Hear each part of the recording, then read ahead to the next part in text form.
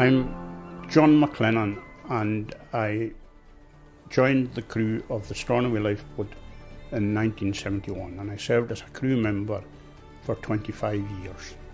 And for the other 27 years, I've either been a deputy launching authority or chair of the lifeboat management group at Stornoway.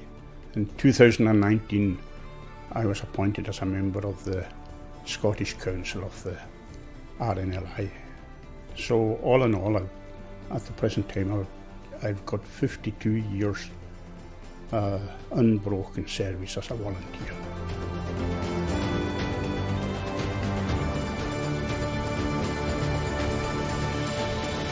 I spent my life round the pier in Stornoway, and like many other island lads, and the lifeboat was always a prominent part of the town and island life, and an opportunity arose when I was 21 years of age to volunteer, and I was accepted as a volunteer crewman. I joined the crew in 1971, and the first lifeboat I served on was a 52-foot Barnett class, which wasn't a self-righting boat, and wooden hull construction. They were very, very good boats, right enough. I have a vellum that the institution gave to me when I came ashore as a crew member, and during my period as a crew member, the Stornoway lifeboat was credited with saving 122 lives. That was in the period 1971 until 1996. We had one of the biggest geographical areas to cover at that time, and certainly if we went west of the Hebrides, you encountered much bigger seas, when you were out. Next stop, Newfoundland.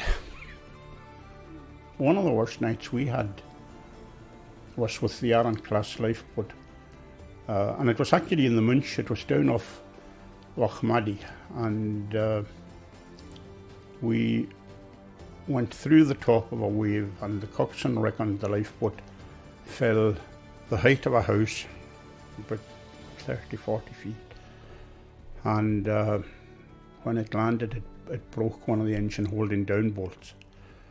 Now, the casings on these lifeboats were secured with hundreds, if not thousands of bolts, and the following morning when we looked at it, with the impact when the boat landed, it sprung the orange enamel paint off all the bolts. In my time as a crewman, we had two rescues involving large numbers. The hull trawler, the Junella, on the 30th September 1980, I think we took 29 men off that vessel in a southerly severe gale. And on another occasion, we took round about the same number, round about 30 guys, off a Bulgarian Klondiker, which had gone aground north of Skye. That was the two big rescues. The hull trawler Junella, our present king, had been out on it shortly before that incident, and the coxswain of the lifeboat was awarded the RNLI silver medal for that service.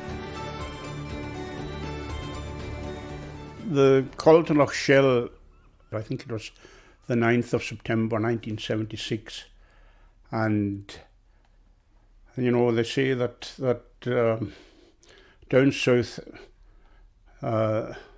autumn signals the end of summer. In the Hebrides, it heralds the onset of winter, and you get the equinoctial gales, and we were called out to search for an elderly gentleman in a small boat, a 14-foot wooden boat, and it had been a lovely morning, and the weather deteriorated very rapidly as the day progressed, and the old boy didn't turn up at night, and the lifeboat was called out to search for him. And we searched the area quite extensively that night without any success, along with one or two other local boats.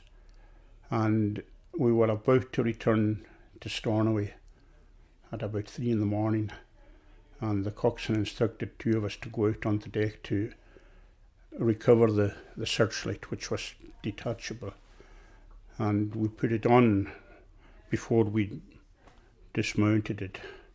And lo and behold, here's the old guy in the beam of the searchlight. So we went over to him, and he was a bit confused.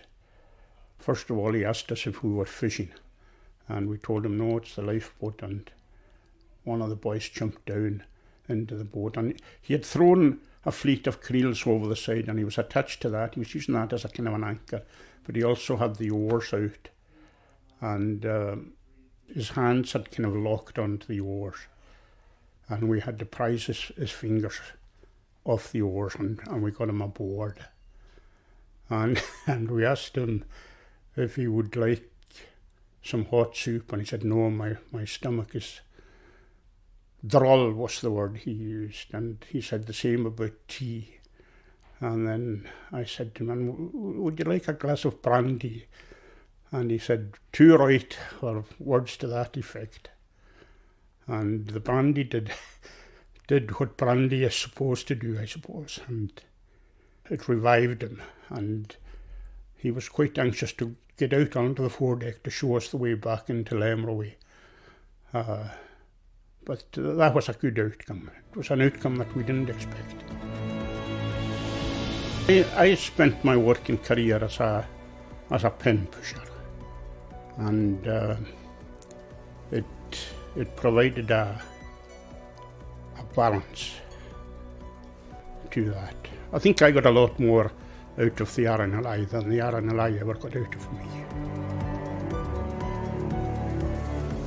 2020, I was 70, and I set off on my push bike one morning, and I cycled from the east side of the island in Stornoway over to Carloway on the west side, which is, the return journey is approximately 40 miles.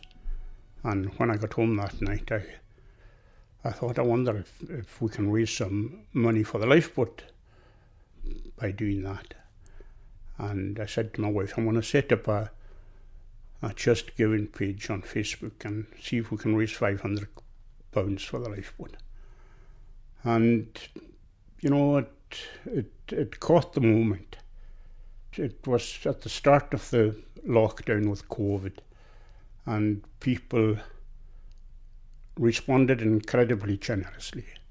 I had said to my wife, if it doesn't raise 500 quid, I'll put the difference in myself. And in the event, 650 people donated £19,500. I think more than anything, it told me the respect and support people think of the Stornoway lifeboat. more than the guy on the bike.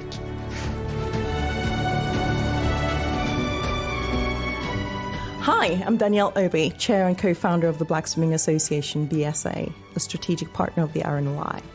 You've been listening to the RNLI's 200 Voices collection. To hear more remarkable stories, head to rnli.org/200voices or subscribe to RNLI, wherever you get your podcasts. Thank you for listening.